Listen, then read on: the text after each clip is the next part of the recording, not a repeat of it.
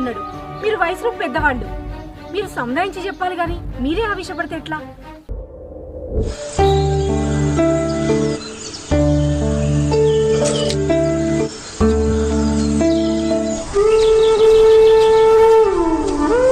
మాది ఆవేశం కాదు, కోపం. నా బిడ్డకు అన్ని పెట్టుబోతలు పోసి లగ్గం చేసిన ఆయన ఎందుకు కొడతాడు? ఆయనే అరే భార్య భర్తలు అన్నాక చిన్న చిన్న మనస్పర్ధలు వస్తాయి.